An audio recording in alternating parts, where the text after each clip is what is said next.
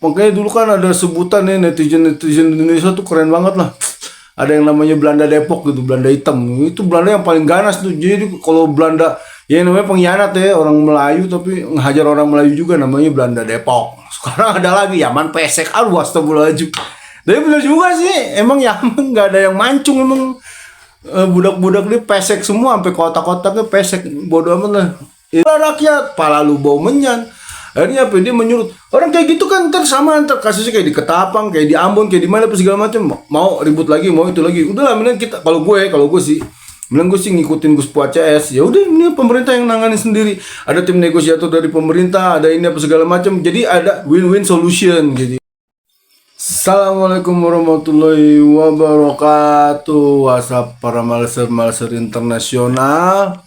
Balik lagi sama gue Bang Zaini, manusia yang pengen kelihatan keren di mata anak cucunya doang ya. Jadi sekarang gue ngevlog itu tuh sebenarnya tuh pengen bikin jejak digital ya, bikin jejak digital buat anak cucu gue nanti. Jadi ntar kalau dia ntar ngeliat kakeknya, dia bisa tahu, oh pandangan hidup kakeknya nih waktu zaman dulu tuh kayak begini gitu loh. Jadi ini sejarah digital. Ada sejarah digital, ada juga sejarah analog ya. Ada juga sejarah analog. Kayak tempo hari gue ditelepon sama mak gue, itu jawab dong masalah itu Rumail Abbas, kok dia begitu banget sih sama Presiden Soekarno gitu. Padahal kan Pak Karno itu kan begini.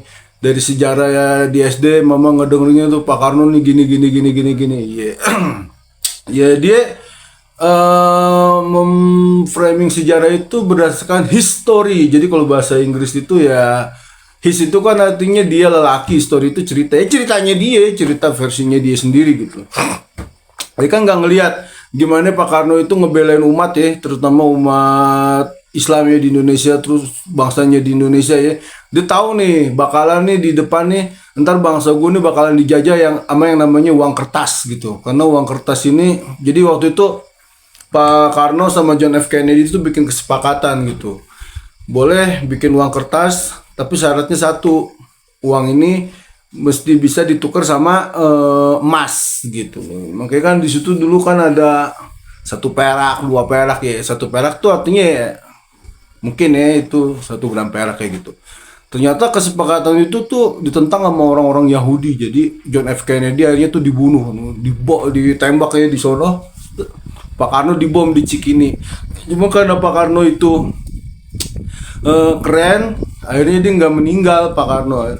Tetaplah Pak Karno menjadi Pak Karno. Cuman akhirnya Pak Karno itu dimatiin karakternya, dibunuh karakternya. Jadi didemo sama Garwani lah, terus dibilang dikelilingin sama orang-orang bodoh lah, apalah segala macem lah kayak gitu ya. Ini sejarah gue belajar dari orang luar, saya Imran Hussein. Kalau lo nggak percaya, tonton aja itu ceritanya, intinya kayak begitulah. Jadi kalau ngedenger sejarah dia tentang Pak Karno ya gue lucu aja gitu, lucu. Jadi dia terlalu, makanya dulu kan ada sebutan nih, netizen Indonesia tuh keren banget lah. Ada yang namanya Belanda Depok gitu, Belanda hitam. Itu Belanda yang paling ganas tuh. Jadi kalau Belanda, ya namanya pengkhianat ya, orang Melayu tapi ngehajar orang Melayu juga, namanya Belanda Depok. Sekarang ada lagi Yaman Pesek. Aduh, astagfirullahaladzim. Tapi bener juga sih, emang Yaman nggak ada yang mancung emang. Budak-budak ini pesek semua, sampai kotak-kotaknya pesek. Bodoh amat lah. Ini kayak gitu ya. Cuma gue malas lah ngebahas yang kayak begitu ya. Sekarang lagi hangat nih isu masa Rempang ya, Rempang. Rempang di situ di klunya di Gus Puat bilang, lihat guru gembul, coba. Akhirnya gue pelajarin tuh guru gembul. Akhirnya gue ambil kesimpulan bener kata guru gembul ya. Tahun 71 tuh Pak Habibie bintang Pak Harto. Pak Harto ini nih di Selat Malaka nih selat tersibuk nih, selat terhebat nih jalur perdagangannya. Jadi kalau misalnya orang dari Cina ke Eropa tuh kalau dagang tuh pasti lewat situ, nggak mungkin dia lewat jalur darat, karena kalau lewat jalur darat tuh mentok sama Gunung Mount Everest, jadi jauh lagi lah, biayanya besar lagi. Kedua, kalau pakai kapal laut tuh beban yang bisa diangkutnya tuh banyak ya, logikanya kayak gitu ya. Nah, dari Selat Malaka itu garis pantainya itu yang paling luas tuh ya Indonesia ya, terutama tuh Pulau Batam. Jadi emang udah di situ tuh, makanya dari tahun 90 itu tuh udah ada tuh yang namanya tuh Otoritas Batam. Jadi khusus nanganin masalah Batam. Di tahun 2004 kata Mahfud MD tuh bilang ini orang-orang ini banyak korupsinya. Jadi sebelum ada proyek, sebelum ada APBN-nya turun, duit udah di main fit terus di situ. Ada videonya di Bosman Mardigu. Jadi kita tuh tertinggal ya. Kita tuh tertinggal sama Singapura, sama Malaysia.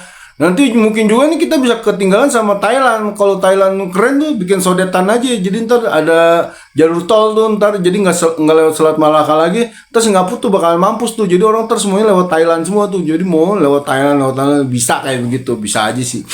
Ini pendapat gue. Nah, pas di tahun itu tuh akhirnya kan banyak korupsi, banyak ini. Emang sih yang anjing nih koruptornya ya. Koruptornya akhirnya tuh tanah tuh terbelang kayak begitu aja, akhirnya ditempatin sama orang-orang di situ, tapi nggak bisa bikin sertifikat karena ada Kepres tahun 73 itu. Nah sekarang ada orang Cina pengen investasi 174 triliun, nah pada kebakaran jenggot deh nih orang-orang di bawah ini nih. Akhirnya wah beginilah begitulah segala macam. Yang disalin siapa ya? Pemerintah juga, pemerintah yang sekarang juga.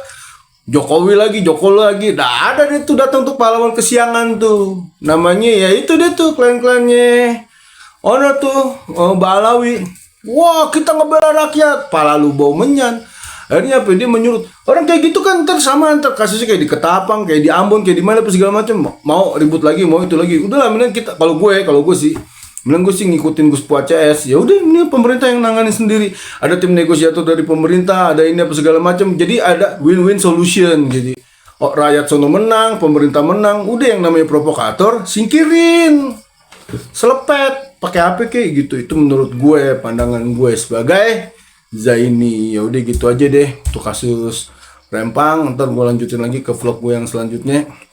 Jadi gitu ya, mudah-mudahan enggak Gus Puat atau segala macam penjilat pantat pemerintah kagak, enggak ada urusannya. Yo kalau kita pengen agama kita tegakkan dulu negara, hebatkan dulu semuanya, baru agama kita tegak. Jadi sekarang ini kayaknya orang-orang kayak Kiai Imad, Gus Puat, semuanya segala macam adalah kalau gue lihat tuh cerminan Islam yang moderat, Islam yang akan keren nanti ke depannya. Entah ke depannya kayak gimana, kita ikutin aja, kita lihat aja kayak gimana ke depannya. Yuk, gitu ya. Assalamualaikum warahmatullahi wabarakatuh.